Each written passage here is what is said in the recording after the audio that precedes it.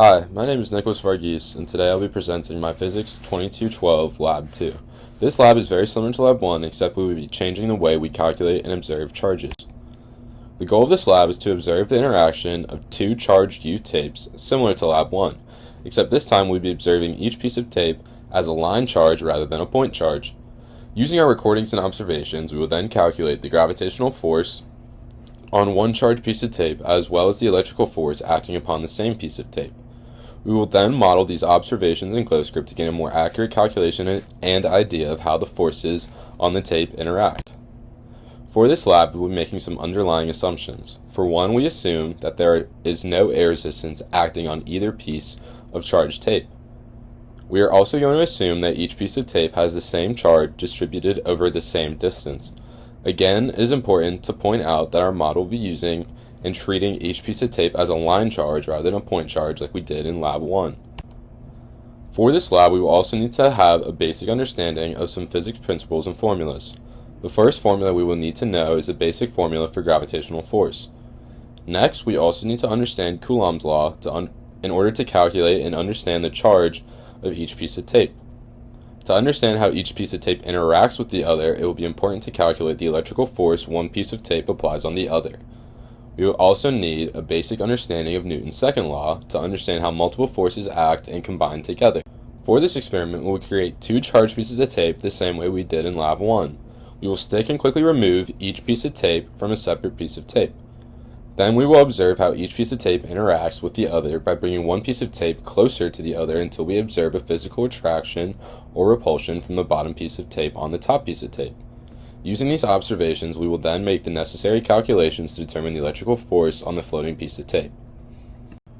The results of this experiment were as follows. As we brought the pieces of tape closer together, we noticed that the bottom piece of tape repelled the top piece of tape. We also noticed that the entire piece of tape was floating, not just a single portion of it. This is important to note because it suggests that we should calculate the force as a line charge rather than a point charge. It is also important to note that we can assume that the charges of both tapes are the same, and that is why we are observing the repulsion. This is the same observation that we observed in Lab 1. Here we show how we calculate the estimated force acting on the piece of tape.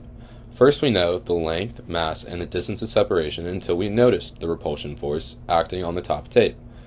Using these values, we first calculate the gravitational force acting on one piece of tape. We calculate this to be 1.4715. Then we need to calculate the electrical force acting on the floating tape or the top tape. First, we use Coulomb's law, which says force is equal to K times the two charges divided by the distance squared. We also know that this force must equal the force of gravity because we are observing a floating sensation. By equating these two formulas together, we can solve for Q, and we get 1.28 times 10 to the negative 7. We can do this because we assume that both charges were the same. Next, we need to calculate the number of electrons. We can do this because we know that the total charge is equal to the charge of one electron times the number of electrons.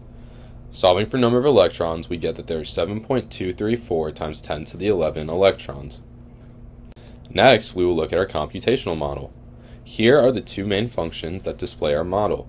The first is an E field, which takes in the charged particle in observation location and returns the charge. The next is the line charge, which distributes the line charge among the piece of tape and our output.